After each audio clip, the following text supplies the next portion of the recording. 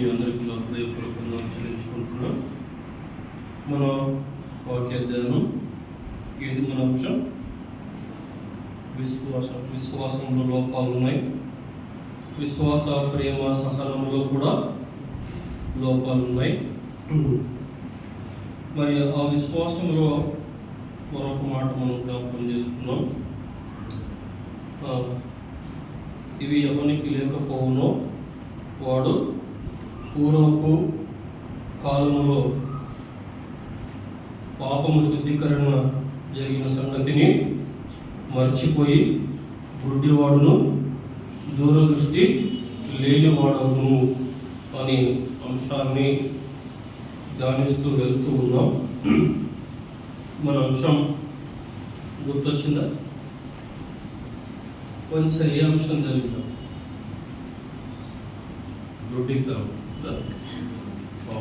నిజానికి బైబిల్ విందాం, నేను చిన్నప్పటి నుంచి వింటూనే ఉన్నాను. కానీ అన్ని కొత్త విషయాలే నేర్చుకుంటూనే ఉన్నాం. నేను కూడా నేర్చుకుంటూనే ఉన్నాను. ఎన్నో పర్యాయాలు ఎంతో గొప్ప దైవజనులు మన మధ్య ఉన్నా, బోధిస్తున్నా, తరగనిది, సారము లేనిది కాదు, కానీ కదా సారవంతమైనది, ఇంకా వినాలా అని అనిపించే ఒక మధురమైన దేవుని మాటలు. నిజానికి అవి మన ఊహకు అందదు అని మనము చెప్పుకోవాలి. సరే, మన దైవ వాక్యముగాను మన మూల వచనం యెషయా గ్రంథం 42వ అధ్యాయం 18 నుంచి చదువుకుందాం. యెషయా గ్రంథం 42వ అధ్యాయం 18, 19, 20 వచనాలు. గుడ్డివారులారా, మీరు గ్రహించినట్లు ఆలోచించుడి. నా సేవకుడు తప్ప మరి ఎవడు గుడ్డివాడు?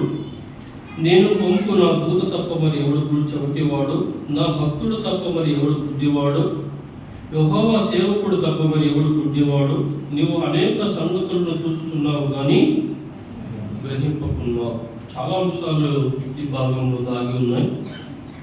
అయితే మనము ఒక్కొక్క అంశాన్ని ధ్యానిస్తూ వెళ్ళాం. మరి గతసారి ఏం ధ్యానించాం? ఒక మంచి అంశాన్ని దేవుడు మనకి ఇచ్చాడు. ఆ అంశాన్ని మర్చిపోయారా?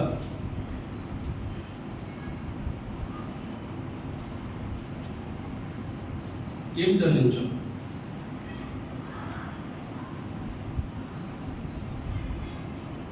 ప్రభు మనకి ఒక టెక్నాలజీ ఇచ్చాడు.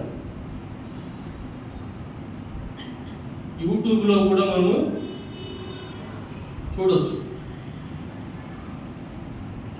దేవుని వాక్యాన్ని నెమరు వేసుకోవచ్చు. నేను ఖచ్చితంగా అడుగుతాను,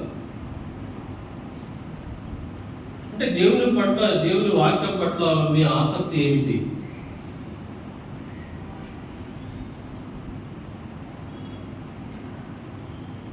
అందుకొరకే దేవుని వాక్యానికి మన హృదయంలో చోటిచ్చి దాని అనుగుణంగా ప్రవర్తించే వారంగా ఉంటే దేవుడు కూడా ఇష్టపడతాడు, వాక్యం చెప్పేవారు కూడా ఇష్టపడతారు. మన స్వభావం, దైవోగ్రతకు పాత్రలం ఎందుకయ్యా మనం? పాపమును బట్టి మరణం వచ్చింది, కానీ స్వభావం దేవుని ఉగ్రతను తెచ్చింది. అవ్వ పాపం చేసింది ముందా, తిన్నప్పుడు పాపం చేసిందా?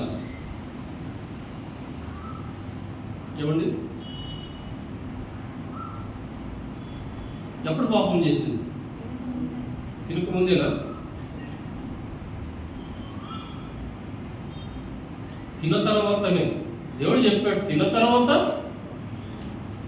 నువ్వు చనిపోతావు అన్నాడు, అంతే ఆజ్ఞ. కానీ అక్కడ ఒక మాట దాగి ఉంది. ఏమిటా మాట అంటే స్వభావం. పాపానికి ముందు ఏమి ఉంది? ఆమెలో స్వభావం ఉంది, ఆలోచించే స్వభావం. ఆమె స్వభావాన్ని బట్టి పాపానికి లోనినట్లుగా మనం చూస్తూ ఉన్నాం. అందుకొరకే దైవ స్వభావం, ప్రాచీన స్వభావం, మన ఇంటి తరముతో నుండి వచ్చిన స్వభావాలు, పుట్టుకతో నుంచి వచ్చిన స్వభావాలు ప్రభువైన యేసు క్రీస్తులోనికి వచ్చినప్పుడు అవన్నీ పోవాలి, నూతన స్వభావం రావాలి. దానిని తిమోతి పత్రికలు మనం చూసాం, పేతురు పత్రికలు చూసాం. దైవ స్వభావం. కాబట్టి మరి నేడు కూడా అంశం గుడ్డితనం. కొన్నిసారి దాటి వెళ్ళాను, అక్కడికి వెళ్దాం. చూడండి, సంఖ్యాకాండం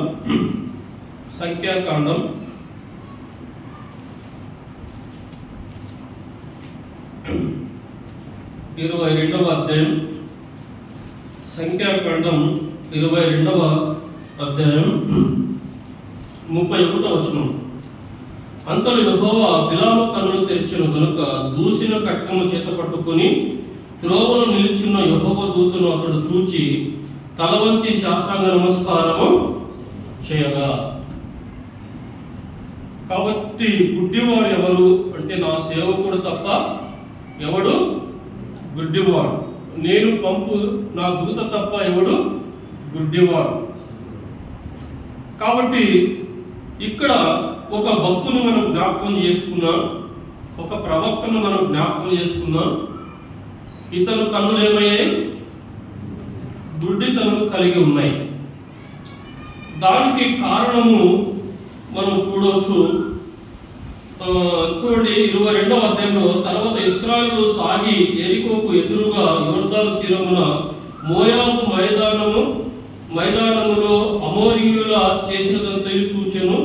జనము విస్తారముగా ఉన్నందున మోయాబులో వారిని చూచి మిక్కిలి భయపడింది.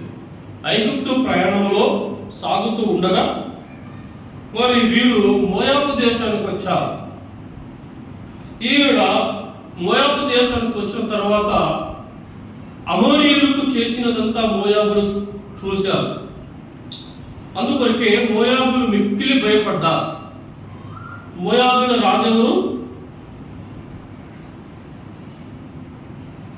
మోయాబుల ప్రస్తుతం బిలాము కాలంలో మోయాబులకు రాజెవరు?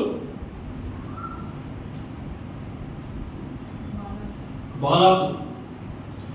చూడండి, 4వ వచనంలో చూసుకుంటున్నాం. మోయాబుల మిద్యాను పెద్దలలో ఎద్దు పీటి పచ్చికను నాకి వేయునట్లు ఈ జన సమూహమును చుట్టూ ఉన్నది యావత్తు ఇప్పుడు నాకి వేయుననేది.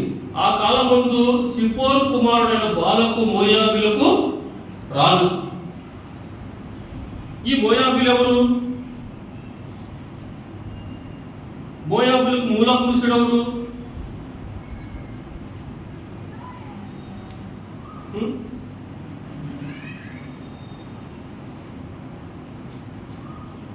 అంటే మిమ్మల్ని మళ్ళీ ఫస్ట్ నుంచి తీసుకురావాలన్నమాట.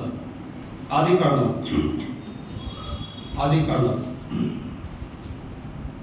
19వ అధ్యాయం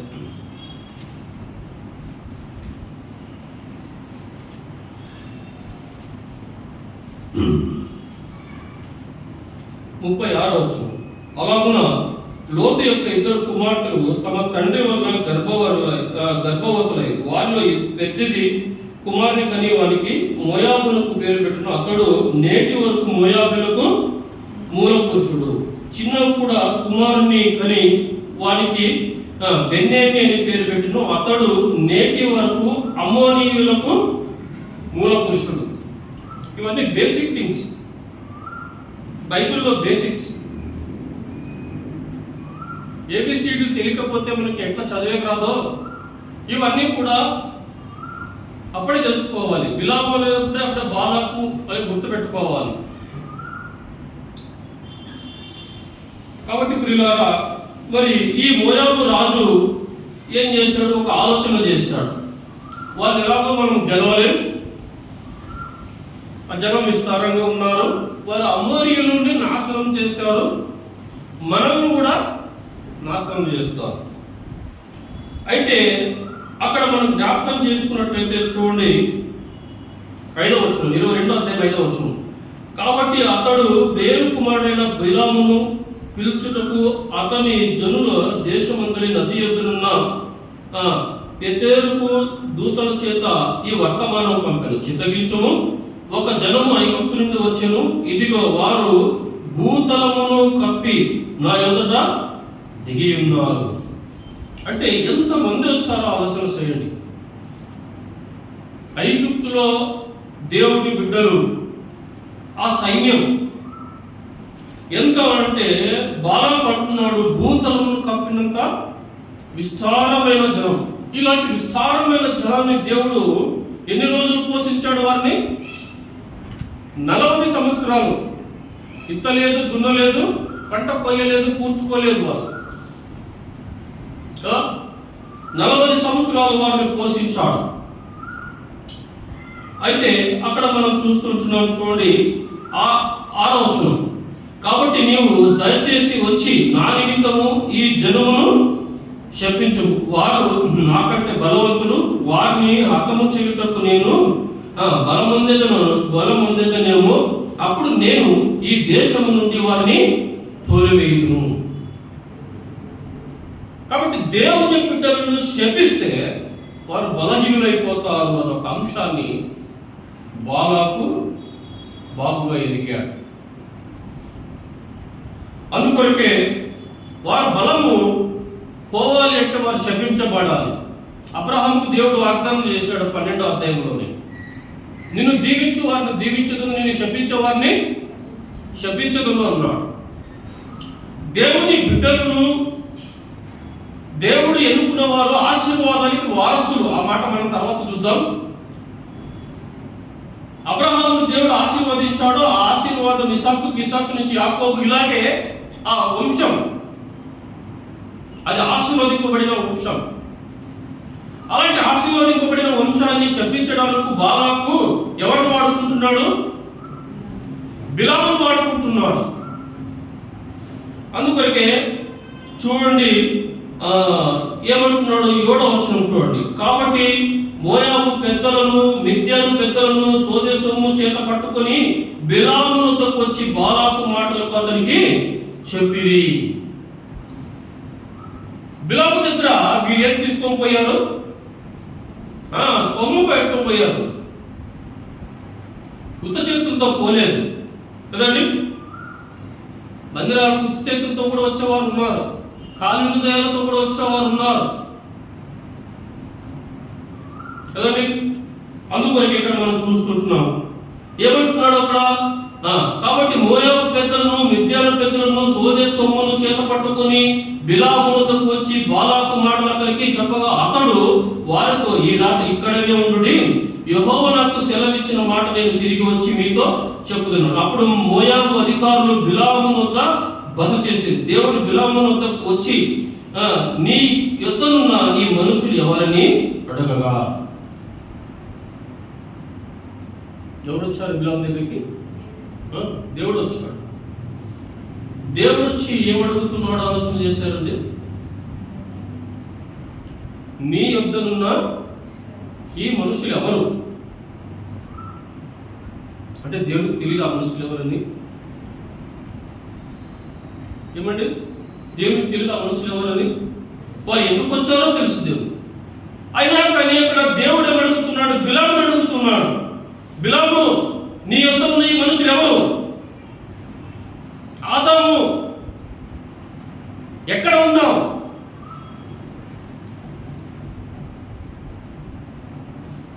నేను దిగంబరుడని చెట్టు వెనుకలు దాగిపోని ఉన్నా. బిలాము, ఈ మనుషులు ఎవరు? అందుకొరికి అక్కడ మనం చూస్తూ ఉంటున్నామండి. ఏమంటున్నాడు అక్కడ? దేవుడు మాట్లాడుతూ ఉన్నాడు. దేవుడు బిలాము వద్దకు వచ్చి 9వ వచనం, ఈ మనుషులు ఎవరని అడగగా బిలాము దేవునితో ఇట్లానెను. కాబట్టి దేవుడు మన నోటి నుండే జవాబులు వినాలని ఆశపడతాడు, యథార్థంగా ఒప్పుకోవాలని ఆశపడతాడు.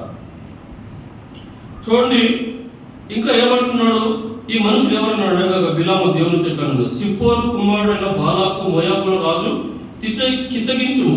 ఒక్క జనము ఐగుప్తు నుండి బయలుదేరి వచ్చును, వారు భూతలమును కప్పుచున్నారు. నీవు ఇప్పుడే వచ్చి నా నిమిత్తము వారిని శపింపుము, నేను వారిలో యుద్ధము చేసి వారిని తోలివేయుదునేమో అని వీరి చేత నాకు వర్తమానం పంపిన. అందుకు దేవుడు, నీవు వారితో వెళ్ళకూడదు, ఆ ప్రజలని శపింపకూడదు, వారి ఆశీర్వదింపబడిన వారు. ఖండితంగా దేవుడు చెప్పాడు బిలాము, నీవు వెళ్ళకూడదు, అంతే. వారు ఆశీర్వదింపబడిన నా జనాంగం. అయితే చూడండి 13వ వచనం. కాబట్టి బిలాము ఉదయం లేచి బాలాకు అధికారులతో, మీరు మీ స్వదేశంకు వెళ్ళి మీతో కూడా వచ్చుటకు యెహోవా నాకు సెలవీయలేదని చెప్పాను. మోయాబు అధికారులు లేచి బాలాకు వద్దకు వెళ్ళి, బిలాము మాతో కూడా రానన్నాడన్నది. అందుకు బాలాకు వారి కంటే బహు ఘనత వహించిన మరీ ఎక్కువ మంది అధికారులు మరలా పంపెను. చూశారండి, బిలాము ఎక్కడ పడిపోయాడో ఆలోచన చేయండి. సొమ్ము తీసుకుని వెళ్ళారు, దేవుడు వద్దన్నాడు కాబట్టి పోలే. అయితే బాలాకు ఏం చేశాడు? ఘనత వహించిన అధికారులను పంపాడండి. అంటే ఘనత కొరకై ప్రాకులాడుతున్న బిలాము అని చెప్పుకోవచ్చు. చూడండి, తర్వాత ఏమంటున్నాడు? మరి ఒక మంది అధికారులు మరలా పంపాను. వారు బిలాము వద్ద వచ్చి అతనితో, నీవు దయచేసి నా యొద్దకు వచ్చుటకు ఏమీ అడ్డము చెప్పకము, నేను నీకు బహు ఘనత కలుగు చేసేదను, నీవు నాతో ఏమి చెప్పుదువో అది చేసేదను కనుక నీవు దయచేసి వచ్చి నా నిమిత్తము ఈ జనులను శపించమని సిప్పోరు కుమారుడైన బాలాకు చెప్పినది. అందుకు బిలాము, బాలాకు తన ఇంటే వెండి బంగారములను నాకు ఇచ్చినను, కొద్ది పనులను గొప్ప పనులను చేయనట్లు నేను నా దేవుడని యెహోవా నోటి మాట మీరలేదు. కాబట్టి మీరు దయచేసి ఈ రాత్రి ఇక్కడ ఉండుడి, యెహోవా నాతో నీకేమి చెప్పును నేను తెలుసుకుందని బాలాకు సేవకులకు ఉత్తరం ఇచ్చాను. ఆ రాత్రి దేవుడు బిలాము వద్దకు వచ్చి, ఈ మనుషులు నిన్ను పిలవచ్చిన ఎడల నీవు లేచి వారితో వెళ్ళము, అయితే నేను నీతో చెప్పిన మాట చొప్పుననే నీవు చేయవలని అతనికి ఉత్తరం ఇచ్చాను.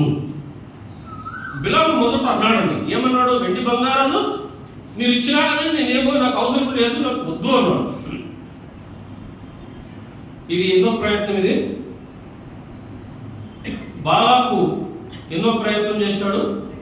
రెండో ప్రయత్నం, ఇవన్నీ మనం గుర్తుపెట్టుకోవాలి. ఇది రెండో ప్రయత్నం చేశాడు కదా. అయితే ఈ రెండో ప్రయత్నంలో వెళుతూ ఉన్నాడు. దేవుడు సెలవు ఇవ్వలేదు, వెళ్ళమన్నాడు అంతే. ఎప్పుడు వెళ్ళాలో అవన్నీ దేవుడు చెప్పలేదు. అయితే వెళుతూ ఉన్నాడు. వెళ్ళకూడదు కానీ వెళుతూ ఉన్నాడు. చేర్చుకోకూడదు కానీ చేర్చుకున్నాడు. అయితే అక్కడ మనం చూస్తూ ఉన్నాం, జరిగిన సంగతి మనకు తెలుసు. గాడిదను గంత కట్టుకొని ఎక్కాడు. కత్తి దూసిన కత్తి చేత పట్టుకుని యెహోవా దూత నిలిచాడు. ఇంకా హతమార్చాలి కానీ గాడి ప్రయత్నం, ఆ చిన్న గాడిది. అయితే ఆ బిలాముకు దేవుడు ఆ గాడిదతో మాట్లాడాడండి. ఆ గాడిద మాట్లాడింది, మానవ స్వరముతో మాట్లాడింది. బిలాము కన్నులు తెరిచాడు. అదండి మనం చదువుకున్నాం భాగం అదే 31వ వచనం. అంతలో యెహోవా బిలాము కన్నులు తెరిచాను కనుక దూసిన ఖడ్గము చేత పట్టుకొని త్రోవలు నిలిచిన యెహోవా దూతను అతడు చూచి తల వంచి శాస్త్రాంగ నమస్కారము చేయగా. ఏ నమస్కారం చేశాడు? శాస్త్రాంగ నమస్కారం చేశాడు. తర్వాత మనం చూద్దాం. ఈ 32వ వచనం. యెహోవా దూత, ఈ ముమ్మారు నీ గాడిదను నీ మీద కొట్టితివి, ఇదిగో నా ఎదుట నీ నడత విపరీతమైనది కనుక నేను నీకు విరోధినై బయలుదేరి వచ్చి తిని. బిలాము నడత ఎలా ఉన్నది? ఆయన ఎందుకు బయలుదేరి వచ్చాడు? బిలాము యొక్క నడత విపరీతమైన నడత.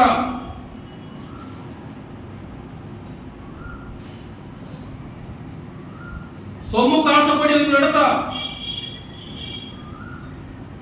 ఘనత కాసపడిన నడత, చేర్చుకోకుండా వారిని చేర్చుకుంటున్నవాడు, ఆశీర్వదింపబడిన వారిని శపించడానికి బయలుదేరిన వాడు. ఇది విపరీతమైన నడత కాదా? అందుకొరకే దేవుడే దిగి వచ్చాడు. ఆ విపరీతమైన నడత చూడండి. తర్వాత ఏమంటున్నాడు? 33వ వచనం. ఆ గాడిద నన్ను చూచి ఈ ముమ్మారు నా ఎదుట నుండి తొలగిను, అది నా ఎదుట నుండి తొలగినని తొలగని ఎడల నిశ్చయముగా నేను ఇప్పుడే నిన్ను చంపి దాని ప్రాణమును రక్షించుదని అతనితో చంపాను. నిశ్చయముగా నేను నిన్ను చంపేవాడిని, కానీ గాడిద నిన్ను కాపాడింది. ఆ గాడిద నిన్ను కాపాడింది, లేకపోతే నువ్వు చనిపోయేవాడివి. అయితే దాని ప్రాణమును రక్షించి నిన్ను చంపేవాడిని. అందుకు బిలాము ఏమన్నాడో చూడండి. 34వ వచనంలో, అందుకు బిలాము, నేను పాపం చేసి తిని నీవు నాకు ఎదురుగా త్రోవలు నిలుచుట నాకు తెలిసినది కాదు, కాబట్టి ఈ పని నీ దృష్టికి చెడ్డదైతే నేను వెనుకకు వెడుదునని యెహోవా దూతతో చెప్పగా, యెహోవా దూత, నీవు ఆ మనుషులతో కూడా వెళ్ళుము, అయితే నేను నీతో చెప్పు మాటయే కానీ ఏమీ పలకకూడదు అని బిలాముతో చెప్పాను. అప్పుడు బిలాము బాలాకు అధికారులతో కూడా వెళ్ళాను. కాబట్టి అక్కడ మనం చూస్తున్నట్లయితే దేవుని దృష్టి పెద్ద చెడ్డది, అది చెడు కార్యం కదా. అతడే అన్నాడు చూడండి 34వ వచనంలో, కాబట్టి ఈ పని నీ దృష్టికి చెడ్డదైతే. మనం కూడా ఇలాంటి బంకారులు ఎన్నో మాట్లాడుతుంటున్నాం. చెడ్డదైతే చెడ్డదే, అది చెడ్డదైతే అది మళ్ళీ ఎందుకు సాగు తీసుకున్నాడు కదండి. వెనక్కి వెళ్ళిపోవాలి, అది తిరిగి వచ్చినట్టుగా మనం చూస్తుంటున్నాం. చూడండి 37వ వచనం. బాలాకు బిలాముతో, నిన్ను పిలుచుటకు నేను నీ ఎద్దకు దూతలను పంపి ఉంటిని కదా, నా ఎద్దకు నీ వేల రాకపోతేవి, నిన్ను గణపరచ సమర్థుడును కానా అని. అందుకు బిలాము, ఇదిగో నీ ఎద్దో వచ్చి తిని, అయినానేమి ఏదైనా చెప్పుటకు నాకు శక్తి కలదా? దేవుడు నా నోట పలికించు మాటయే పలికేదనని బాలాకుతో చెప్పాను. అప్పుడు బిలాము బాలాకుతో కూడా వెళ్ళాను. కాబట్టి కలుసుకోకూడదు కానీ కలుసుకుంటూ ఉన్నాడు, వెళ్ళకూడదు కానీ వెళుతూ ఉన్నాడు. కానీ బాలాకు చూడండి ఎంత నైస్గా మాట్లాడాడు. అక్కడ ఏమంటున్నాడు? బాలాకు, బిలాముతో నిన్ను పిలుచుటకు నేను ఎద్దకు దూతలను పంపి ఉంటుంది కదా, నా ఎద్దకు నీ వేల రాకపోతే నిన్ను గణపతి సమర్థుడును. సాతాను కూడా చూపించేది ఇలాంటిది. ఘనత తెచ్చిచ్చే సామర్థ్యాన్ని నీకు చూపిస్తాడు. నిన్ను గణపతి సమర్థుడు నేను కానా అంటున్నాడు. కాబట్టి పిల్లల అయితే ఇది 3వ ప్రయత్నం, బాలాకు 3వ ప్రయత్నం. చూడండి తర్వాత 23వ వచనం. అప్పుడు బిలాము, ఇక్కడ నేను బలి అర్పించుటకు 7 బలిపీఠములను కట్టించి ఇక్కడ 7 కోడెలను 7 పొట్టేలను సిద్ధపరచమని బాలాకుతో చెప్పాను. చూడండి, సంపూర్ణమైన సంఖ్యను బాలాకు వివరిస్తూ ఉన్నాడు. 7 బలిపీఠాలు కట్టాలి.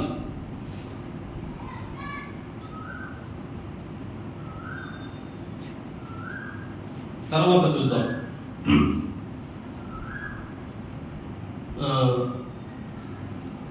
ఇది 23వ అధ్యాయం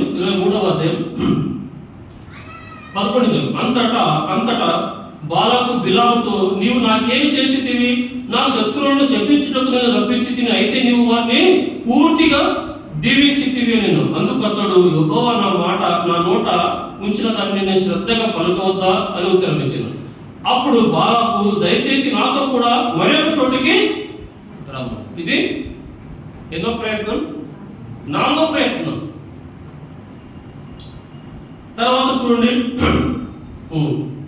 25వ వచనం. అతడు బాలాకు, నీవు ఏమాత్రమును వారిని శపింపను వద్దు, దీవింపను వద్దు అని బిలాముతో చెప్పగా, బిలాము, యెహోవా చెప్పినదంతా నేను చేయవలనని నేను నీతో చెప్పలేదా అని బాలాకు ఉత్తరం ఇయ్యగా, బాలాకు, నీవు దయచేసి రమ్ము, నేను వేరొక చోటికి నిన్ను తోడుకొని పోయేది. ఎన్నో ప్రయత్నం ఇది? 5వ ప్రయత్నం కదండి. అక్కడ మనం చూస్తూ ఉంటున్నాం ఎన్నిసార్లు అతనిని చూస్తూ ఉంటున్నాం. తర్వాత చూడండి 24వ అధ్యాయం 10వ వచనం. అప్పుడు బాలాకు కోపము బిలాము మీద మండెను గనుక అతడు తన చేతులు చరుచుకొని బిలాముతో, నా శత్రువులను శపించుటకు నేను పిలిచి తిని, కానీ నీవు ఈ ముమ్మారు వారిని పూర్తిగా దీవించితివి, కాబట్టి నీవు ఇప్పుడు నీ చోటికి వేగముగా వెళ్ళము, నేను నిన్ను మిక్కిలి గణపరచదని చెప్పి తిని, కానీ యెహోవా నీవు ఘనత పొందకుండా ఆటంకపరుచుచున్నాడు. చూడండి బాలాకు బిలామును ఎలా బోధించాడు. చేరకూడని వారితో నువ్వు చేరితే వారు బోధించేది ఇలాగే, వెళ్ళకూడని వారితో వెళితే వారు బోధించేది ఇలాగే. కాబట్టి ప్రియులారా, అందుకొరికే ఘనత పొందుక ఉండడానికి దేవుడు నిన్ను ఆటంకం చేస్తాడని చెప్పినట్టుగా మనం చూస్తూ ఉన్నాం. తర్వాత మనం చూద్దాం. చూడండి పేతురు రాసిన 2వ పత్రిక 2వ అధ్యాయం 15వ వచనం ఏమంటున్నాడు? తిన్నని మార్గమును విడిచి బెయేరు కుమారుడైన బిలాము పోయిన మార్గమును బట్టి త్రోవ తప్పిపోయి. ఏ బిలాము? ఈ బిలాము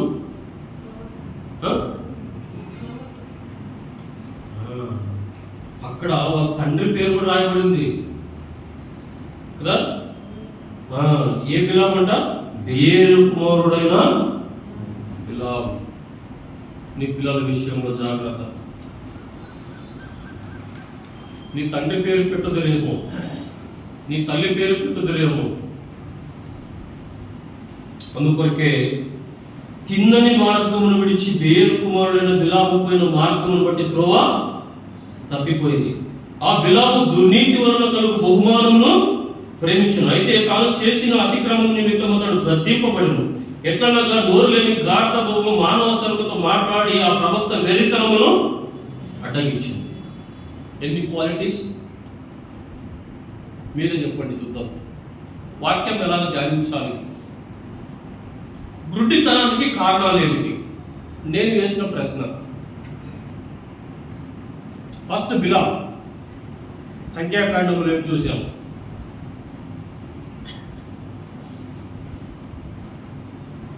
విపరీతమైన నడత. గుడ్డితనానికి కారణం ఏమిటి? విపరీతమైన నడత.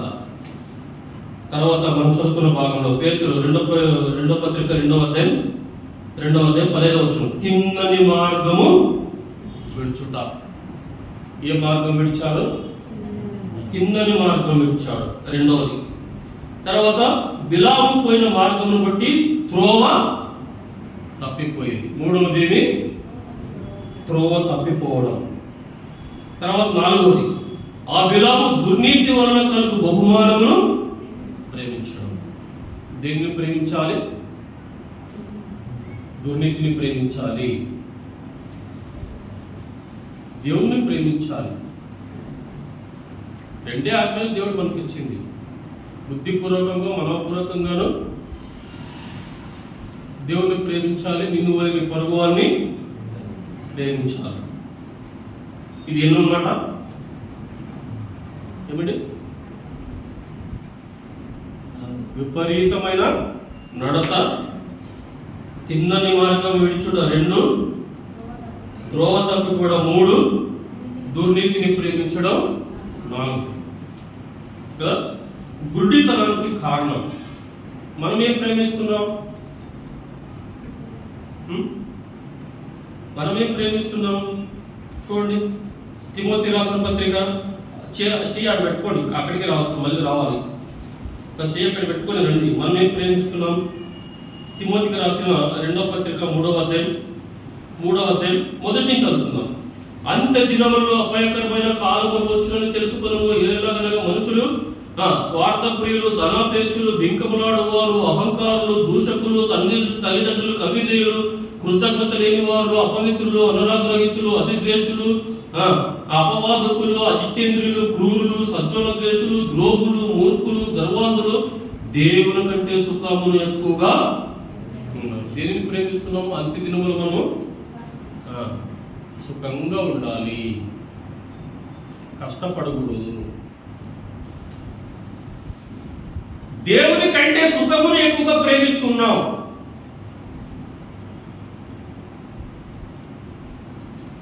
ఎందుకు గుడ్డివారం అయిపోయాం?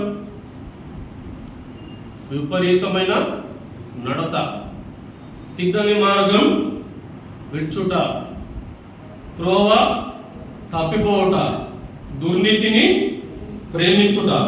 ఇప్పుడు రండి, పేతురు రాసిన 2వ పత్రిక 2వ అధ్యాయం. అయితే తాను చేసిన అతిక్రమము నిమిత్తము అతడు గద్దింపబడును. మనసు మార్చుకున్నాడా? మనుషులు గద్దించారా? జంతు గద్దించిందా? నోరు లేని గార్ధవం గద్దించింది. తిరిగాడా? దేవుని ఎదుట తిరిగాడా? తిరగలే. జంతువు గద్దించిన కానీ తిరగలే కదండి. ఎట్లనగా నోరు లేని గార్ధవము మానవ శరముతో మాట్లాడి ఆ ప్రవక్త యొక్క ఇది ఎన్నో పాయింట్,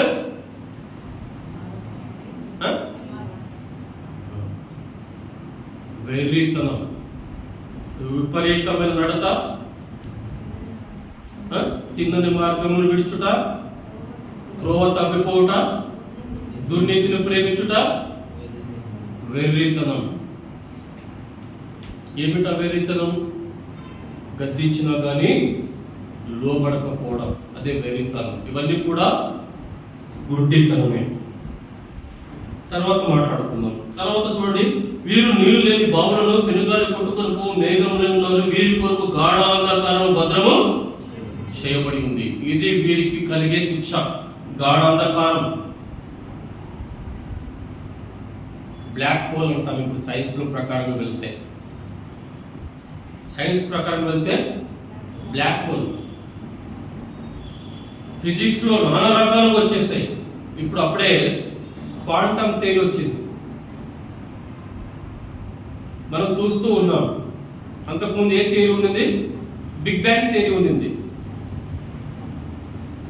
ఇప్పుడు క్వాంటమ్ థియరీ వచ్చింది. ఇప్పుడు క్వాంటమ్ కంప్యూటర్ కూడా వస్తూ ఉంది, చాలా ఫాస్ట్. ఇవి రావాలి. ఇవన్నీ సూచనలే.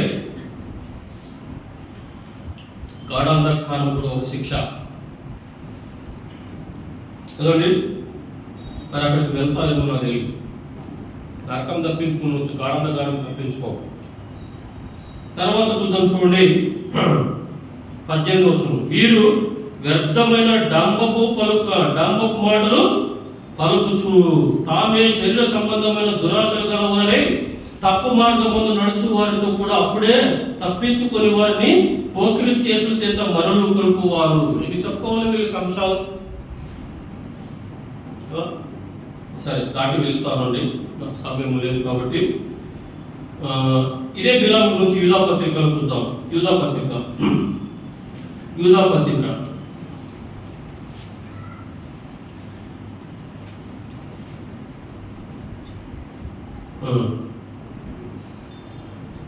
ఆరు నుంచి చదువుతున్నాం, లేకపోతే 8 నుంచి చదువుతున్నాం. చూడండి, అనుకోకుండా అడగండి, డైరెక్ట్గా ఆప్షన్కి వెళ్తాం. 10 నుంచి చదువుకుందాం. మీరైతే తాము గ్రహింపని విషయం గురించి దూషించువారై వివేక శూన్యులకు మృగము వలె వాటిని స్వాభావికముగా ఎదురు చూచు వాటిలో తమను తాము నాశనం చేసుకుంటున్నారు. అయ్యో వారికి శ్రమ, వారు కయ్యోను నడిచిన మార్గం నడిచిరి, బహుమానము పొందవలనని బిలాము నడిచిన తప్పు త్రోవలు ఆతురముగా పరిగెత్తిరి, కొరోహు చేసినట్టు తిరస్కారము చేసి నశించిరి. How many points?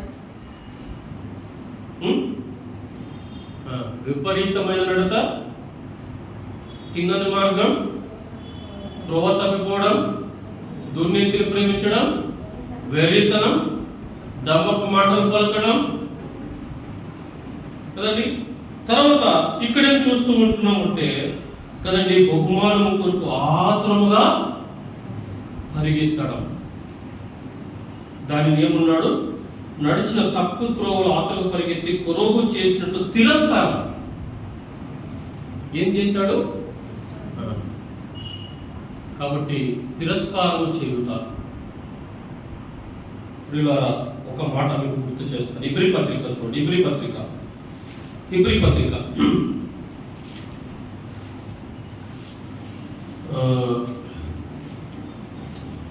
10వ అధ్యాయం. ఇబ్రీ పత్రిక 10వ అధ్యాయం 26 చదువుతున్నాం.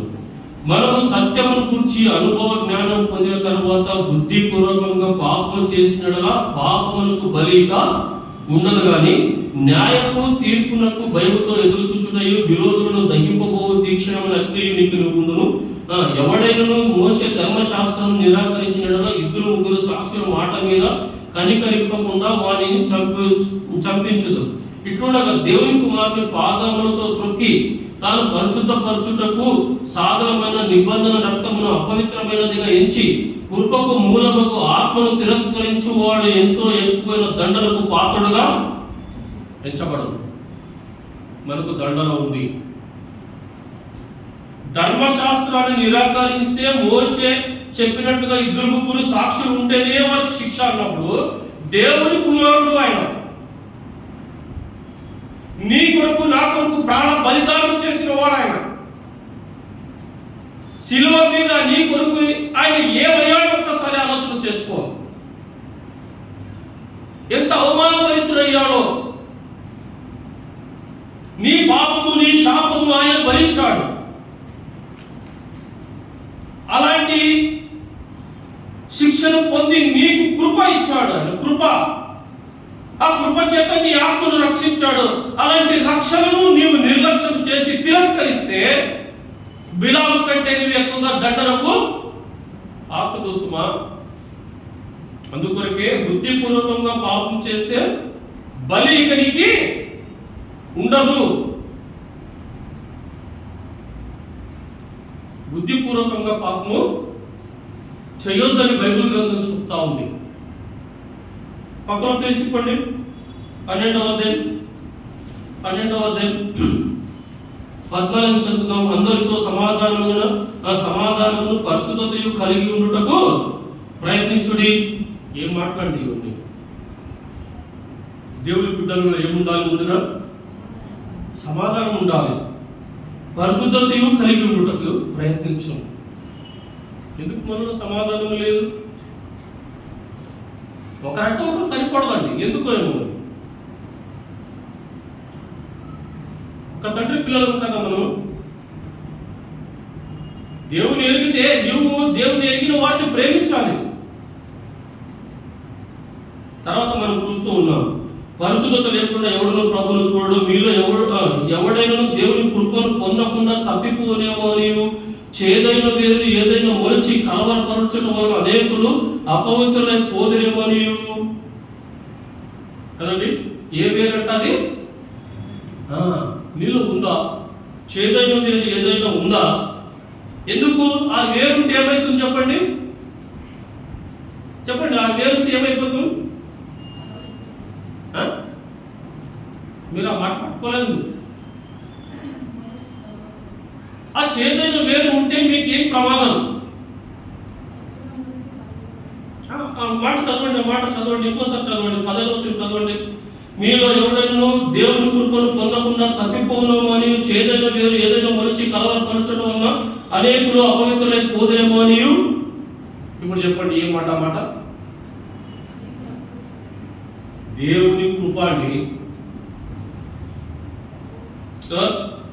చూడేమో, మీలో ఎవడైనా దేవుని కృప పొందకుండా బిలాము ఏమైపోయాడు? తప్పిపోయాడు. దేవుని కృప పొందకుండా తప్పిపోయాడు. కృపను గ్రహించాడండి. నాశనం పోవాల్సిన వారు అగ్నిగుండంలో కాలాలి, కేకలు వేయాలి చనిపోతే. చాలా మందికి తెలియదు, మేము చనిపోతే ఎక్కడికి వెళ్తామో తెలియదు వరకు. చనిపోతే గోలు ఏడుస్తూ ఉంటారు అంతే. చావంటే భయం. అయితే నిజమైన విశ్వాసికి, దేవుని నమ్మిన ఎరిగిన విశ్వాసికి చావంటే భయం ఉండదు. ఎందుకు? దేవుడు కృప. మనందరినీ బూడిద చేయాలి ఆయన. కానీ తన కుమారుడు బలి ఇచ్చి ఒక అవకాశం ఇచ్చాడు నీకు. ఆ కృపను నీవు పొందకుండా తప్పిపోతే దానికి కారణం దేవుడు కాదండి, నువ్వే. ఇంకా దేవుడి మీద నేరాలు మోపడం వీలు లేదు ఇంకా. అందుకొరకే చూడండి అక్కడ ఏమంటున్నాడు, 16వ వచనం, ఒక్క పూట కూటి కొరకు తన జ్యేష్ఠత్వపు హక్కును అమ్మివేసిన ఏశావు వంటి భ్రష్టుడైనను వ్యభిచారులను ఉండునేమో జాగ్రత్తగా చూచుకున్నాడు. ఏశావు ఆ తర్వాత ఆశీర్వాదం పొందకోరి కన్నీళ్లు విడుచుచు దానికోసము శ్రద్ధతో వెతికినను మారు మనసు పొందని అవకాశం దొరకక విసర్జించబడెను. నీవు విసర్జించబడతావేమో. ఒక్క పూటి కొరకండి, ఒకే ఒక పూటి తట్టుకోలేకపోయాడు ఏశావు. ఆ జ్యేష్ఠత్వపు హక్కు అది ఏమిటి అనేది కూడా ఆయనకు అర్థం కాలే. యాకోబుకు తెలుసు ఆ జ్యేష్ఠత్వపు ఆ హక్కు అది ఎంత ప్రాధాన్యమైనదో. ఈ అన్నదమ్ములు ఇద్దరు ఎక్కడ పోట్లాడుతున్నారండి? తల్లి గర్భంలో నుండే పోట్లాడుకుంటున్నారు జ్యేష్ఠత్వపు హక్కు కొరకాయి. ఈ అంశం చాలా పెద్దదండి. ఆ జ్యేష్ఠత్వపు హక్కును ప్రభువే తీసుకున్నాడు. తెలుసా అండి మీకు అది? ప్రభు యేసుక్రీస్తు వాళ్ళు ఈ భూలోకములకు వచ్చి ఎన్ని నెరవేర్చాడంటే అన్ని నెరవేర్చుకొని వెళ్ళిపోయాడండి ఆయన. ఒక పేదవాడిగా వచ్చాడు, ఒక రక్షకుడిగా వచ్చాడు, ఒక మెస్సయ్యగా వచ్చాడు, ఒక దాసుడిగా వచ్చాడు, ఒక రిక్తుడిగా వచ్చాడు, ఒక వైద్యుడిగా వచ్చాడు, ప్రధాన యాజకుడిగా వచ్చాడు, మెల్కీసెదెకుగా వచ్చాడు, గొర్రెల కాపరిగా వచ్చాడు, జీవపు ఆహారంగా వచ్చాడు, జీవ జలములుగా వచ్చాడు, పాప నివారణ కొరకు బలిగా అర్పణగా అర్పింపబడడానికి వచ్చాడు. ఒక జ్యేష్ఠుడు, మనందరికీ జ్యేష్ఠ కుమారుడు ఆయన. కాబట్టి ప్రియులారా చూడండి, 17వ వచనంలో మనం చూస్తూ ఉన్నాం. ఏశావు ఆ తర్వాత ఆశీర్వాదం పొందుకొని కన్నీళ్లు విడిచినను దానికోసము శ్రద్ధ. పరలోకానికి వెళ్ళిపోయిన తర్వాత, నీవు విసర్జించబడిన తర్వాత, ప్రభు వచ్చి వెళ్ళిపోయిన తర్వాత నీవు శ్రద్ధతో వెతికినాక నీవు విసర్జించబడితే, అందుకొరికి ఆత్మను తిరస్కరించువాడు ఎక్కువ దండనకు పాత్రుడు సుమా. అక్కడ గుడ్డివాడమయ్యాం. దేవుడిచ్చిన విలువైన రక్షణ ఎంత అమూల్యమైనది. చాలా మందికి తెలియదు ఆ రక్షణ విలువ. ఏశాకు తర్వాత అర్థమైంది. శ్రద్ధతో వెతికాడు కానీ అందుకోలేకపోయాడు. దేవుడు నీకు ఇచ్చాడు అవకాశం. పోగొట్టుకుంటే, చేదైన వేరు ఏదైనా మర్చిపోతే, దేవుని కృప పొందకుండా తప్పిపోతావేమో. బిలాము తప్పిపోయాడు. విపరీతమైన నడత,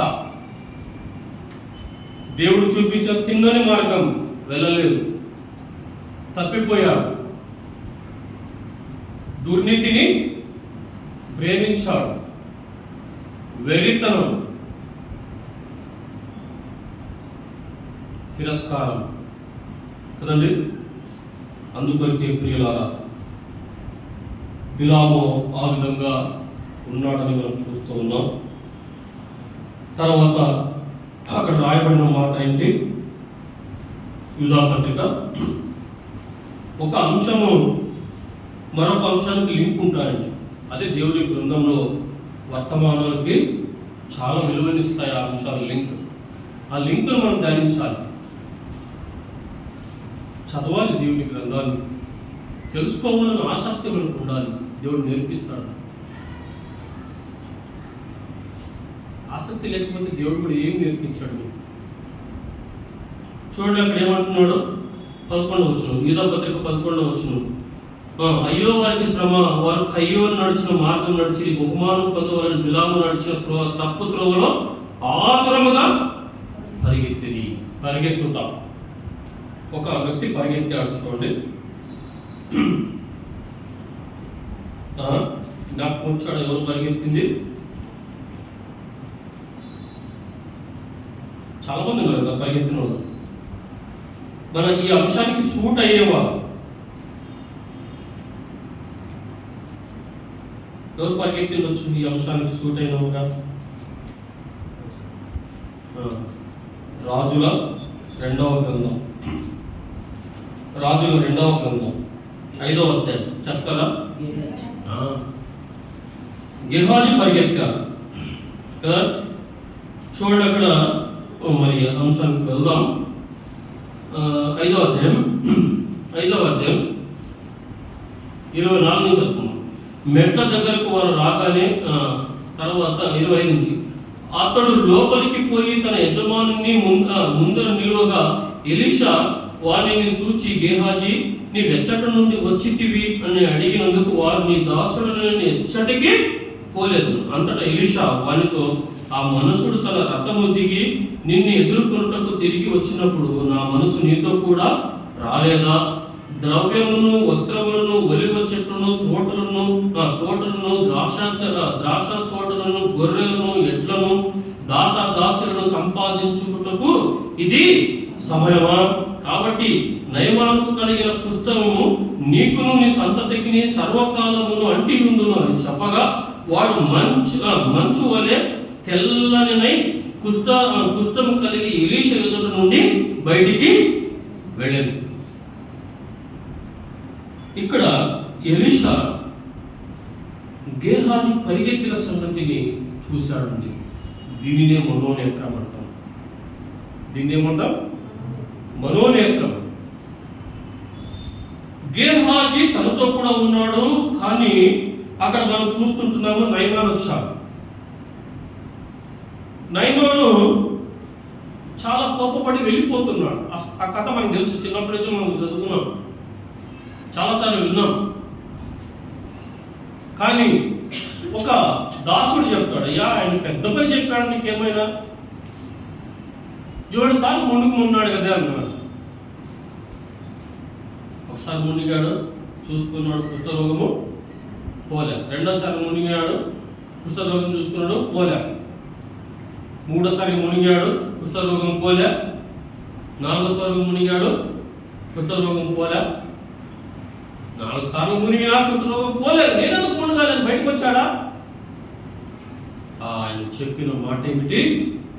7 సార్లు మునగాలి. 6 సార్లు మునిగిన కుష్ఠరోగం పోలే. 7సారి మునిగి లేచారు, కుష్ఠరోగం పోయి పసిపిల్లవాడి దేహం. ఎంత ధనాన్ని తీసుకుని వచ్చాడు ఒకసారి ఆలోచన చేయండి. 5వ అధ్యాయం చూడండి, 13వ వచనం. అయితే అతని దాసులలో ఒకడు వచ్చి, నాయనా, ఆ ప్రవక్త ఏదైనా ఒక గొప్ప కార్యం చేయమని నియమించిన నీవు చేయకుందవా? అయితే స్నానం చేసి శుద్ధుడు కమ్మను మాట దానికంటే మేలు కదా అని చెప్పినప్పుడు అతడు పోయి దైవజనుడు చెప్పినట్లు యోర్దాను నదిలో 7 మార్లు మునగగా అతడు దేహం, పసిపిల్ల దేహంలో అతడు శుద్ధుడైన. అప్పుడు అతడు తన పరివారంతో కూడా, ఆ మాట రావాలి, దేవుని తెలుసుకుంటే నీ మనసు మారాలి, నీ జీవితం మారాలి, నీ బ్రతుకు మారాలి. ఆయన జీవితంలో కుష్ఠరోగం పోయినందుకు కృతజ్ఞతతో ఎక్కడికి వచ్చాడు? పరివారంతో కూడా వచ్చాడు. తన దేశానికి వెళ్ళి పరివారముతో, మనం నమ్ముకున్న ఇప్పటి వరకు ఈ దేవుడు గుడ్డి దేవుడు, ఇవి మన దేవుడు కావు. నిజమైన దేవుడు ఉన్నాడు, సృష్టికర్త. మనల్ని పుట్టించింది ఆయనే, మనకు జీవం ఇచ్చింది ఆయనే, ప్రాణమును రూపమును ఊపిరినిచ్చింది ఆయనే. ఆయన ఎందుకు వెళ్దాం, పరివారంతో వెళ్ళాడు. అందుకొరకు అక్కడ ఏమంటున్నాడు చూడండి, 15వ వచనం. అప్పుడు అతడు తన పరివారంతో కూడా దైవజనుని దగ్గరికి తిరిగి వచ్చి, అక్కడ రాశాడు తిరిగి వచ్చింది కదా, అతని ముందర నిలిచి చిత్తగించు, ఇశ్రాయేలులో ఉన్న దేవుడు తప్ప లోకమందంతటా మరి ఒక దేవుడు లేడని నేను ఎరుగుదును. ఇప్పుడు నీవు నీ దాసుడైన ఎద్దుకు బహుమానము తీసుకోవాల్సిందని అతనితో చెప్పగా. కాబట్టి ఏదైనా మనకు సాయం చేస్తే మనం బహుమానం ఇస్తాం, అది వాస్తవం. కానీ ఆయన తెలుసుకున్న మాట ఏమిటి? ఆయన తెలుసుకున్న మాట ఏమిటి? ఆ మాట, ఇశ్రాయేలులో ఉన్న దేవుడు తప్ప లోకమందంతటా మరి యొక్క దేవుడు లేడని నేను ఎరుగుదును. ప్రభు అయిన యేసుక్రీస్తు తప్ప మరొక దేవుడు మనకు, మరొక రక్షకుడు మనకు లేడండి. మరి అలా ఎరిగినప్పుడు దేవుని కొరకు ఎక్కడ ఉంది మన సమర్పణ? ఉందా సమర్పణ? దేవుని ఎరిగాడు అబ్రహాము, తన కుమారుని ఇచ్చాడని కూడా వెనుకాడలేదు. ఎప్పుడు ఉంది సమర్పణ?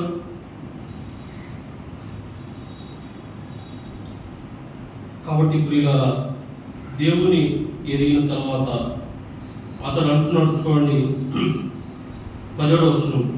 అప్పుడు యెహోవా తప్ప దహన బలిలను మరి ఏ బలిలను ఇతరమైన దేవతలకు నేను అర్పింపను.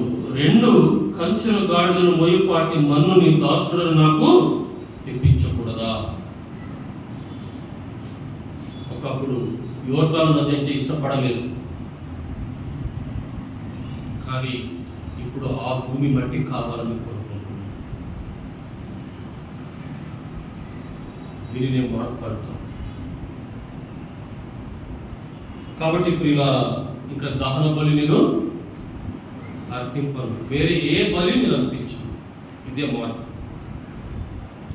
కాబట్టి ఇప్పుడు ఇలా అయితే అలాంటి ఎలీషా దైవజనుని దగ్గర ఉన్న గేహాజీ ఈ మార్పు రాలేదు. దేని కొరకు పరిగెత్తాడు? ధనం కొరకు పరిగెత్తాడు. అందుకొరకే అక్కడ రాయబడిన మాట ఏమిటి?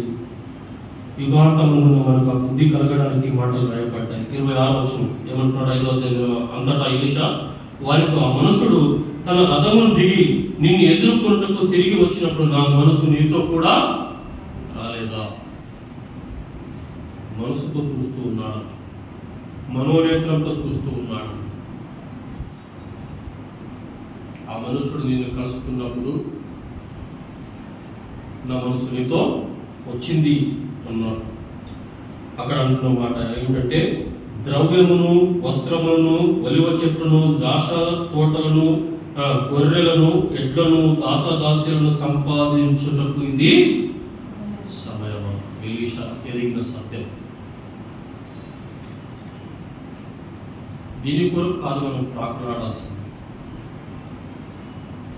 అందుకొరకు ఏ బహుమానమును కూడా ఎలీషా ఇష్టపడలేదు. చూడండి, ఇంకా అద్భుతంగా మనం చూసినట్లయితే చూడండి 6వ అధ్యాయం 8వ వచనం. సిరియా రాజు ఇశ్రాయేలుతో యుద్ధం చేయవాలని కోరి తన సేవకులలో ఆలోచన చేసి ఫలాని స్థలమందు మన దండుపేట ఉంచుదుమని చెప్పాను. అయితే ఆ దైవజనుడు ఇశ్రాయేలు రాజును వర్తమానము పంపి, ఫలాని స్థలమునకు నీవు పోవద్దు, అతడికి సిరియనులు వచ్చి దిగి ఉన్నారని తెలియజేసింది. కనుక ఇశ్రాయేలు రాజు దైవజనుడు తనతో చెప్పిన హెచ్చరిక చేసిన స్థలమునకు పంపి సంగతి తెలుసుకొని తన వారిని రక్షించుకొని, ఇలా మాటి మాటికి జరుగుచూ వచ్చినందున సిరియా రాజు కల్లోలపడి తన సేవకులను పిలిచి, మనలో ఇశ్రాయేలు రాజు పక్షంలో వహించిన వారు ఎవరైనా మనకు తెలియజెప్పు రాజా, తెలుపరాదా అని వారిని అడగగా, అతని సేవకులలో ఒకడు రాజు అయిన ఎలినవాడా, ఇశ్రాయేలు రాజు పక్షమున ఎవరు లేరు గాని ఇశ్రాయేలులో ఒక ప్రవక్త ఎలీషా ఆ అంతఃపురమునందు మీరు అనుకున్న మాటలు ఇశ్రాయేలు రాజులకు తెలియజేయును. ఇది ఏం టెక్నాలజీ అండి? ఇశ్రాయేలు రాజు ఇశ్రాయేల్ స్థలముల నుండి సిరియానులు రాజులు వారు గుప్తముగా మాట్లాడుకున్న మాటలను ఎవరు విన్నారు? నీవు దేవుడికి ఇష్టడు అయితే ఆలోచన చేయి, దేవుడు నిన్ను ఎట్లు వాడుకుంటాడు.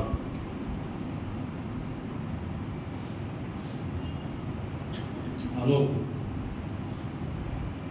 300 సంవత్సరాలు భూలోకంలో నడిచాడు.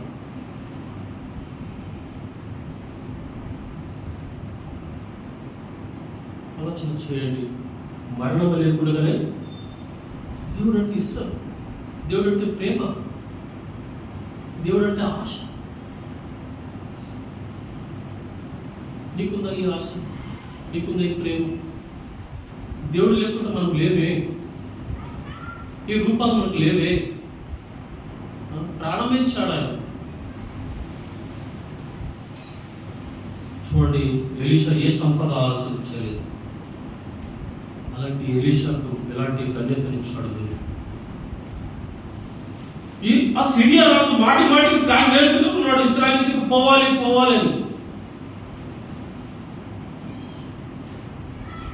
కానీ ఆ దైవజనుడు ఉండటం వలన ఇశ్రాయేలు రాజు, ఆ ఇశ్రాయేలు జనాంగం రక్షించబడుతున్న విధానాన్ని మనం చూస్తూ ఉన్నాం. కొన్ని దేవుని కృపా వాడాలి, మేలు కొరకు వాడాలి, కీడు కొరకు కాదు. దైవజనుడు ఎలీషా మేలు కొరకు వాడాడు.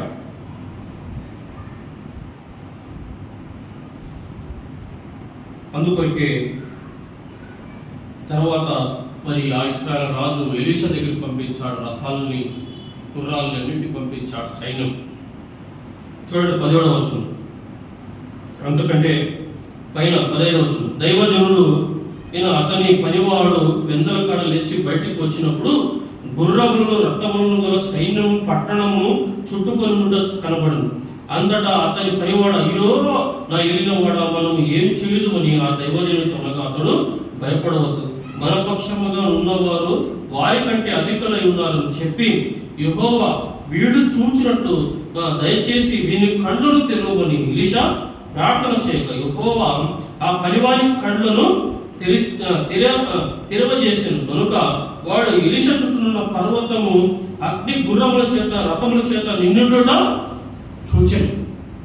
గొప్ప అద్భుతం చూస్తూ ఉన్నాడు పనివాడు. ఎలీషా చూస్తూ ఉన్నాడు. ఆయన చుట్టూ ఎవరున్నారు? ఇప్పుడు కూడా ఈ అంశాన్ని తీసుకోకపోతే ఎంత పెద్ద అంశం అండి. ఇది కూడా ఒక్కొక్క అంశానికి ఒక్కొక్క లింక్ అట్టే వెళ్తూ ఉంటుందండి. ఎలీషా చుట్టూ, నీ చుట్టూ, నా చుట్టూ దేవుడు ఎంతగా కాపాడుకుంటున్నాడో తెలియదండి మీకు. కునుకక నిద్రపోక విశ్రాంతి లేకుండా కంటికి రెప్పలా కాపాడుకుంటున్నాడు నిన్ను.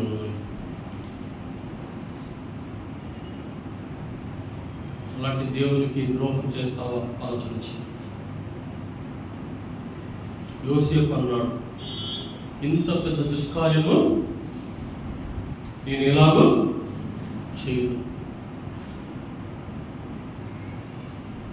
కాబట్టి ఇలా మనల్ని కాపాడే దేవుడు కునుకడు, నిద్రపోనివాడు. అందుకొరకే ఆ పనివాడు కన్నులు తెరిచినప్పుడు అగ్ని రథాలు ఉన్నాయి. ఇలాంటి దేవుని సంపాదించుకోవాలండి. భూలోకంలో బూడిద కొరకు సంపాదించుకోవడానికి ప్రయత్నిస్తున్నాం మేము.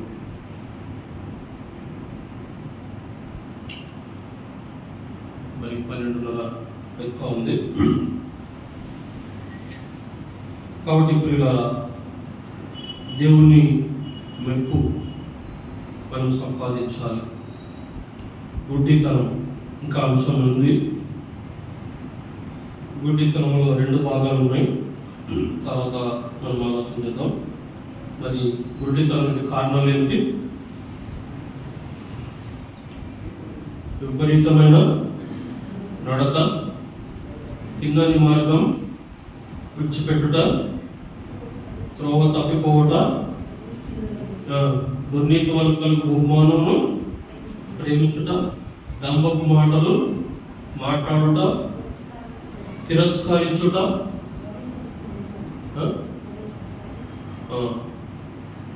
కాబట్టి ప్రియులారా, ఇవన్నీ కూడా మనం చూస్తున్నాం. బిలాములో ఆ ప్రవక్త ఒక వెర్రితనం, దేవుని గద్దింపుకు లోపడకపోతే మనం వెలివారిని లోపడాలండి. దేవుని ప్రతి మాటకు లోబడినప్పుడే మన జీవితాలు వెలిగింపబడతాయి. తిరస్కరిస్తే ఏం జరుగుతుందో మనం లేఖనాలు కూడా చూసుకున్నాం. ప్రభు తన కుమారుని బలి ఇచ్చిన ఆత్మను దుఃఖపెట్టకూడదు, ఆ ఆత్మను ఆర్పకూడదు. అలాంటి ఆత్మను తిరస్కరిస్తే మరి ఎక్కువ దండనకు పాత్రలు. ఏశావు తిరస్కరించాడు, ఆశీర్వాదాన్ని పోగొట్టుకున్నాడు. సరే అండి, ఇంకా బిలాము గురించి చూసి నేను ముగిస్తాను. సంఖ్యాకాండం 31వ అధ్యాయం, సంఖ్యాకాండం 31వ అధ్యాయం, సంఖ్యాకాండం 31వ అధ్యాయం 16వ వచనం. ఇదిగో బిలాము మాటను బట్టి పెయోరు విషయంలో ఇశ్రాయేలు చేత యెహోవా మీద తిరుగుబాటు చేయించిన వారు వీరు కారా? అందుచేత యెహోవా సమాజంలో తెగులు పుట్టి ఉండేది. బిలాము అనరాని మాట అన్నాడని చెప్పారు. ఆ మాట ఏదో మనకు తెలియదు, కానీ అయితే అక్కడ రాస్తాడు, ఇదిగో బిలాము మాటను బట్టి. ఎవరిని బట్టి? ఈ మాట నీకు కూడా వస్తుందేమో, ఆలోచన చేయి. ఇదిగో బిలాము మాటను బట్టి పెయోరు విషయంలో ఇశ్రాయేలు చేత యెహోవా మీద తిరుగుబాటు చేయించిన వారు వీరు కారా? అందుచేత యెహోవా సమాజంలో ఏం పుట్టిందంట? గొప్ప తెగులుకు కారణమయ్యాడు బిలాము. ఆ తెగులు మనం చూసినట్లయితే ప్రియులారా, అక్కడే రాయబడి ఉంది. 25వ అధ్యాయం 1వ వచనం. ఇశ్రాయేలు ఫిలిష్తీయులు దిగి ఉండగా ప్రజలు మోయాబు రాణులతో వ్యభిచారము చేయసాగేది. తర్వాత అక్కడ గొప్ప తెగులుతో చాలా మంది చనిపోతారు. చనిపోతూ ఉంటే అక్కడ మనం చూస్తూ ఉన్నాం. చూడండి, 9-10 వచనాలు. 24,000 మంది ఆ తెగుల చేత చనిపోయింది. దానికి కారకుడెవరు? బిలాము. 24,000 మంది ఆ తెగుల చేత చనిపోయారు. దానికి కారకుడు బిలాము. మరి ఇశ్రాయేలు వ్యభిచరించడానికి కారకులు ఎవరు? బిలాము. తర్వాత మనం చూస్తూ ఉంటున్నాం. చూడండి, అప్పుడు యెహోవా మోషేకు ఇలా సెలవిచ్చాను, యాజకుడైన అహరోను మనవడును ఎలియాజరు కుమారుడైన ఫినోహాసు వారి మధ్యను నేను ఓర్వలేని దానిని తాను ఓర్వలేకపోవటం వలన ఇశ్రాయేలు మీద నుండి నా కోపం మళ్లించెను గనుక నేను ఓర్వలేక ఇందుయు ఇశ్రాయేలును నశింపజేయలేదు. కాబట్టి నీవు అతనితో ఇట్లను, అతనితో నేను నా సమాధాన నిబంధన చేయించున్నాను. అది నిత్యము యాజక నిబంధన అతనికి అతని సంతానమునకు కలిగి ఉండు. ఎలైనగా అతడు తన దేవుని విషయమందు ఆసక్తి గలవాడై ఇశ్రాయేలు నిమిత్తము ప్రాయశ్చిత్తము చేశాను. చంపబడిన వారి పేరు జిమ్రి. అతడు సిమోనీల తన పితరుల కుటుంబమునకు ప్రధాని అయిన సాలా కుమారుడు. వ్యభిచారం చేస్తున్నారు. మోయాబు రాణులతో కలవకూడదు అన్నాడు దేవుడు. వీరు కలివిసారు. మోషే పెద్దలు అందరూ ఎదుటగా ఉన్నప్పుడే మోయాబు స్త్రీని తీసుకొని ఆయన డేరాలో వెళ్ళాడు. అయితే అక్కడ మనం చూస్తూ ఉన్నాం 10వ వచనం. అప్పుడు యెహోవా మోషేకు ఇలా ఆజ్ఞాపించింది, యాజకుడైన అహరోను మనవుడును ఎలియాజరు కుమారుడు ఫినోహాసు ఏం చేశాడు, ఒకే ఒక్క ఈటెని తీసుకొని ఇద్దరు ఒక్కతోనే ఒక్క దెబ్బతోనే చంపేస్తాడు. ఎందుకు? అతని కూర్చున్న మంచి మనస్సును దేవుడు సాక్ష్యం ఇస్తూ ఉన్నాడు. ఆలోచన చేయండి, దేవుని సాక్ష్యాన్ని పొందుకోవడం ఎంత గొప్పది. అబ్రాహాము గురించి సాక్ష్యం ఇస్తున్నాడు దేవుడు, హనోకు గురించి సాక్ష్యం ఇస్తున్నాడు దేవుడు, మోషే గురించి సాక్ష్యం ఇస్తున్నాడు దేవుడు కదా. ఫినోహాసు గురించి కూడా సాక్ష్యం ఇస్తున్నాడు దేవుడు. ఏమని సాక్ష్యం ఇస్తున్నాడో 11వ వచనం. వారి మధ్యలో నేను ఓర్వలేనిదని తన ఓర్వలేకపోవటం వలన ఇశ్రాయేలు మీద నుండి నా కోపమును ఒకే ఒక్క వ్యక్తి దేవుని కోపాన్ని మడిచివేశాడు. దేవుడు కొన్నిటిని ఓర్వడు, అది అర్థం చేసుకోవాలి. సృష్టికర్త కొన్నిటిని ఓర్వలేడు, కాబట్టి ఫినోసు కూడా ఓర్వలేదు. కాబట్టి అక్కడ ఎందుకు ఓర్వలేదు ఫినోహాసు అంటే దేవుడు సాక్ష్యం ఇచ్చాడు. చూడండి ఏమంటున్నాడు 13వ వచనం. అది నిత్యమైన యాజక నిబంధనలు అతనికి సంతానం కలిగి ఉండు, ఎలాగనగా అతడు తన దేవుని విషయమందు ఆసక్తి. దేవుని విషయంలో ఆసక్తి నువ్వు కలిగి ఉన్నావా? కాబట్టి ప్రియులారా, దేవుడే సాక్ష్యం ఇచ్చాడు, ఫినోహాసు దేవుని విషయంలో ఆసక్తిగా ఉన్నాడు. అందుకొరకే ఈ తెగులు పుట్టడానికి కారణంలో ఇలా 31వ అధ్యాయం సంఖ్యాకాండ పక్కన 2 పేజీలు చూసుకోండి. 31వ అధ్యాయం 8వ వచనం ఏమంటున్నాడు? చంపబడిన ఇతరులను గాక మిద్యాను రాజులను గాక మిద్యాను 5 రాజులైన ఏమిని, రేకేమాను, సూరును, హారును, రేగును చంపిరి.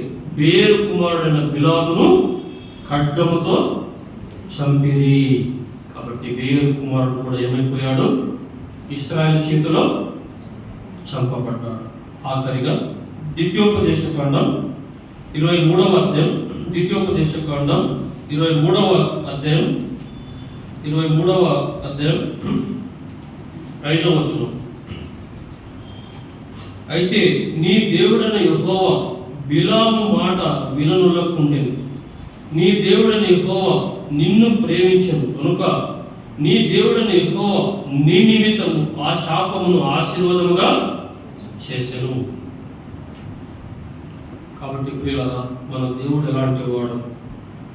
వాగ్దానాలు ఇచ్చి వాగ్దానాలు నెరవేర్చే దేవుడు. బిలాము మాట వినలేదు ఆయన. అందుకు బదులుగా ఏం చేశాడు? నీ దేవుడైన యెహోవా నిన్ను ప్రేమించి. నేను ఎన్నుకున్నాడంటే నేను ఎంత ప్రేమిస్తున్నాడో ఆలోచించి. నేను 10th క్లాస్లో దేవుని ప్రేమను రుచి చూచింది ఇదే. ఈ లోక సంబంధమైన ప్రేమను ఓడిపోయి చనిపోవాలనుకున్నప్పుడు దేవుని ప్రేమ గుర్తుకొచ్చింది. ఆయన చెప్పిన మాట ఇంతే, నీవు బ్రతకాలని నేను నీ కొరకు చనిపోయాను, ఇంత ప్రేమ చూపించాను నేను. మనం బ్రతకాలని ఆయన చనిపోయాడు సుమా. అందుకొరకే దేవుడు మనల్ని ప్రేమించేవాడు. ఆయన ఏం చేశాడు? నీ దేవుడు యెహోవా నీ నిమిత్తము ఆ శాపమును ఏం చేశాడు? ఆయన ఆశీర్వాదంగా మార్చాడు. లాస్ట్ ఒక మాట గుర్తొచ్చింది. పేతురు రాసిన పత్రిక 3వ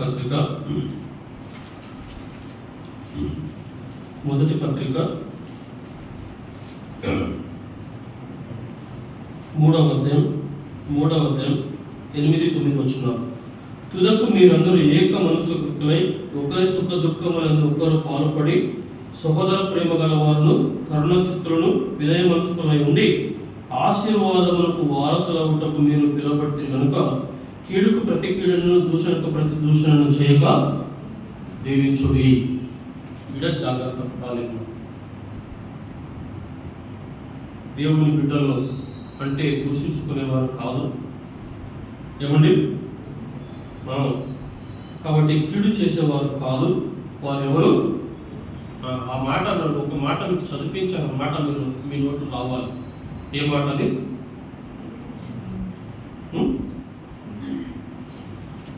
ఇంతవరకు చెప్పాం కదండి విలాపం. మరి ద్వితీయోపదేశ కాండంలో ఉన్న ఆ మాటకు ఈ మాటకు ఏమి లింక్? ఇప్పుడు దీవించ ఆ మాట అక్కడ ఏముంది? 9వ వచనంలో ఆశీర్వాదములకు బిలాము శాపాన్ని దేవుడు ఆశీర్వాదముగా మార్చేశాడు. మనం ఆశీర్వదింపబడిన వారమైతే ఎలా ఉంటాం? 8వ వచనం, తుదకు మీరందరూ ఏక మనస్కులై ఒకరి సుఖ దుఃఖముల యందు ఒకరు పాలుపడి సహోదర ప్రేమ గలవారును కరుణ చిత్తులను వినయ మనస్కులై ఉండు. ఇది ఆశీర్వాదం. ఇవి లేకపోతే ఆశీర్వాదం లేదు. ఉందా నీలో ఏక మనసు? ఉందా నీలో ఏక మనసు?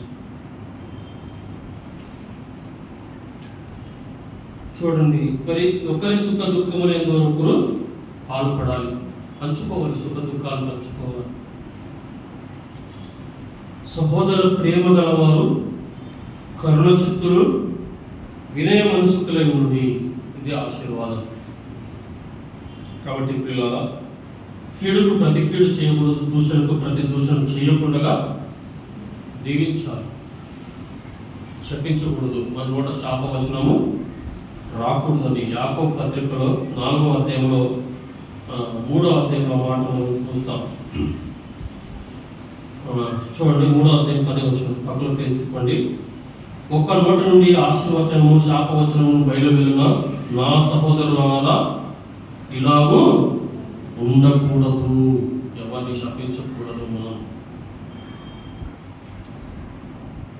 శాపానికి వారసులకు పిలవలేదు దేవుడు, ఆశీర్వాదానికి వారసులు అవ్వడానికి దేవుడు పిలిచాడు. కాబట్టి ప్రియులారా, నేను ఇక సంఘంలో కొన్ని విషయాల గురించి మాట్లాడాలి. ఒక మాట నేను చూపిస్తానండి. సామెతల గ్రంథం చూపించి నేను ముగిస్తాను, త్వరగా ముగిస్తాను. నాకు టైం ఇచ్చాడు. 11వ అధ్యాయం 14వ వచనం, నాయకులు లేని జనులు చెడిపోతులు, ఆలోచనకర్తలు అనేకులునుట రక్షణకరం. కాబట్టి సంఘాలలో ఆలోచనకర్తలు ఉండాలి. ఒకరి ఆలోచనను బట్టి సంఘాలు నడవకూడదు. అర్థమైందండి? ఆలోచనకర్తలు అనేకులునుట రక్షణకరం. నా ఆలోచన కరెక్ట్, నా మాటే కరెక్ట్, ఇలాంటి కార్యక్రమాలు మన మధ్య ఉండకూడదు. ఏది మంచి ఆలోచన? ఎలీషా దేవుని కృపా వరాన్ని ఎలా ఉపయోగించుకున్నాడు? మంచికి ఉపయోగించు. మనోనేత్రం ఉన్నది, మనసు నేత్రం ఉన్నది, కానీ దాన్ని దేనికి వాడుకున్నాడు? మంచికే వాడుకున్నాడు. కాబట్టి అలాంటి వారు ఉంటే ఆశీర్వాదం. కాబట్టి పిల్లల మనం దేవుని బిడ్డలు ఎవరే కావచ్చు, మనతో సహవాసం చేసి వెళితే, ఇంకొక మాట గుర్తొచ్చిందండి, క్షమించండి. గలతీ పత్రిక 4:17, ఆ మాట మీరు మర్చిపోవాలి. చదువుతారు ఎవరైనా? 4:17 గలతీ 4:17. మిమ్మును ఆసక్తితో వెంటాడువారు గారు, మీరే తమ్మును వెంటాడవాలని మిమ్మును బయటికి త్రోసివేయబోతున్నారు.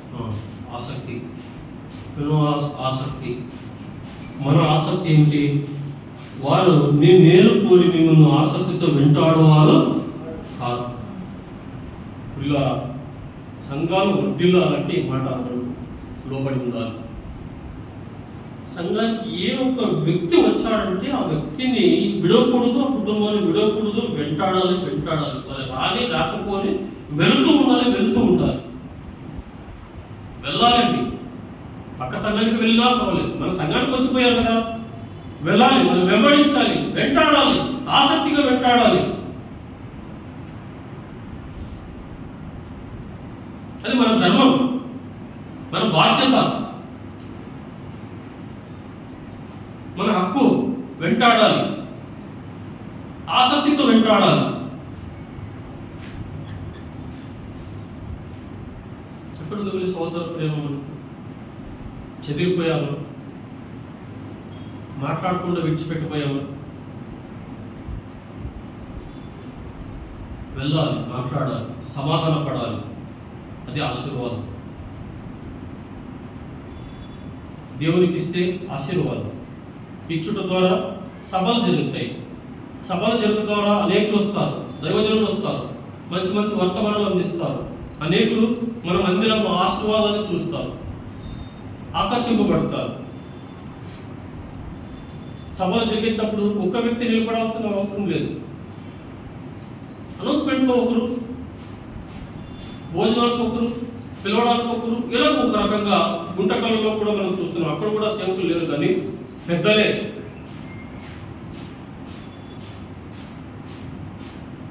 కాబట్టి పిల్లల మనం కూడా పెద్దలమే. కాబట్టి అయితే మనలో ఉన్న ఆశీర్వాదాన్ని కోల్పోతున్నాం. ఆకర్షించాలి, సంఘాన్ని, కుటుంబాలను ఆకర్షించాలి, దేవుని యొద్దకు ఆకర్షించాలి. ఎంత గొప్ప దైవజనులు మన మధ్య ఉన్నారు, వాళ్ళని నడిపించాలి. కొత్త కొత్త అంశాలు నేర్చుకోవాలి, పాటలు నేర్చుకునే ఆసక్తి. ఫిరో దేంట్లో ఆసక్తి ఉన్నాడు? ఆ మాట రావాలి. దేవుని విషయంలో ఆసక్తి ఉంటే ఇవన్నీ జరుగుతాయి. ఇంకా అంశం చాలా ఉంది. దేవుడి మాటలు దీవించుకుంటాం.